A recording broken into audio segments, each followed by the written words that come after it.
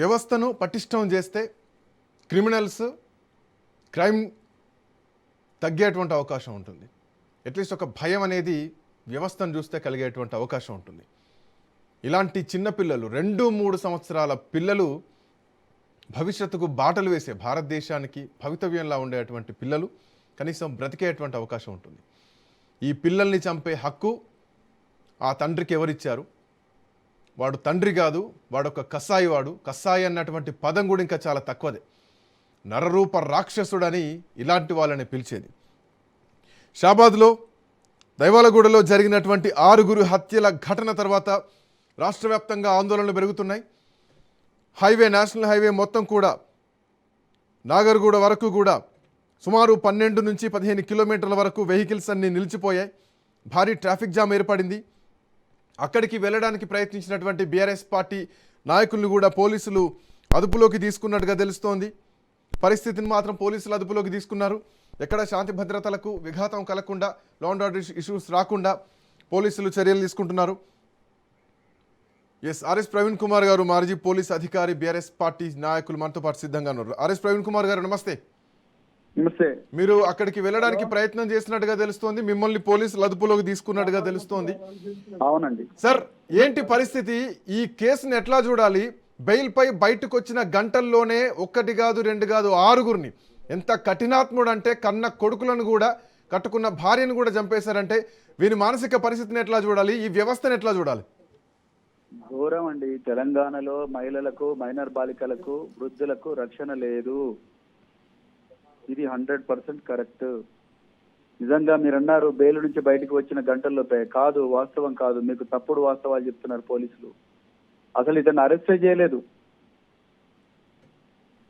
ఇతన్ని ఇంతవరకు అరెస్టే చేయలేదు. ఆయనంతటికి ఆయన పోలీస్ కోర్టులో పోయి యాంటిసిపేటరీ బెయిల్ తెచ్చుకున్నాడు. 55 రోజులైంది ఈ కేసులో నిందితుని అరెస్ట్ చేయలేదు. అందుకొరకే ఇతను వచ్చి కూల్ గా 6 మందిని చంపేసిపోయాడు. ఇంత ఘోరం ఉంటుందా ఈ పాలనలో? ఎక్కడ పోయినరు పోలీసులు? రేవంత్ రెడ్డి అన్నలకు, తమ్ముళ్లకు అయితేనేమో అత్యాధునిక ఆయుధాలు ఇచ్చి, కాన్వాయిలు ఇచ్చి మరి తిప్పి వాళ్ళతో కబ్జాలు చేయిస్తా ఉన్నారు. మరి ఈ పేద ప్రజలకు రక్షణ ఎక్కడి నుంచి వస్తుంది? సో పోక్సో కేసులో గంటల వ్యవధిలోనే అంటే పోయి బెయిల్ తెచ్చుకునేటువంటి పరిస్థితుల్లో ఉందా? పోక్సో కేసుని అంత ఈజీగా తీసుకునే అవకాశం ఉందా? అదే కదండి, అలాంటి సెక్షన్లు పెడుతున్నారు. అసలు వాడిని ముట్టుకోలేదండి పోలీసులు. ఎంత దుర్మార్గం ఇది! ముట్టుకో అసలు వాడిని అరెస్ట్ చేసిన పాపాన పోలేదు ఇంతవరకు. వాడిని ఒక్కరోజు కూడా లాకప్ లో పడేయలేదు. వాడు ఛాలెంజ్ చేసి మరీ చంపాడు. ఎక్కడ పోయారు ఈ ఎస్ఐలు, సిఐలు? ఎక్కడ పోయిండు కమిషనర్ ఆఫ్ పోలీస్? ఎక్కడ పోయిండు డీసీపీ?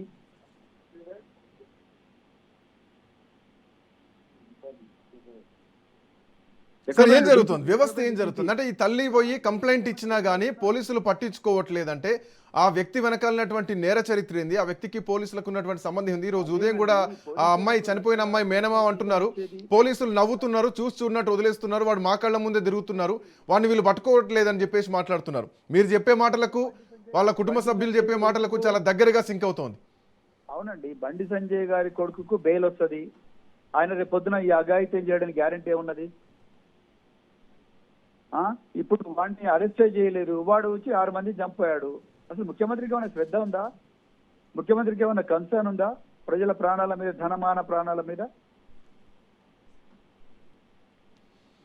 ఇంత అన్యాయం ఉంటుందానండి? మేము పరామర్శించడానికి వెళ్తున్నాము బాధిత కుటుంబాలను. మమ్మల్ని అరెస్ట్ చేస్తే ఏమొస్తుంది? అరెస్ట్ చేయాల్సింది వాడిని కదా. ఎవడైతే మర్డర్ చేసిందో వాడిని అరెస్ట్ చేయాలి కానీ మమ్మల్ని పరామర్శపోయినా మమ్మల్ని ఎట్లా అరెస్ట్ చేస్తారు?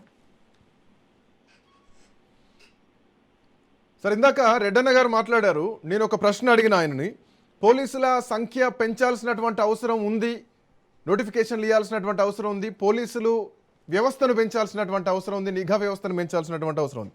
సో దీంట్లో ఈ నోటిఫికేషన్ల విషయానికి వస్తే 5,000, 4,000 నోటిఫికేషన్లు ప్రభుత్వం ఇస్తోంది.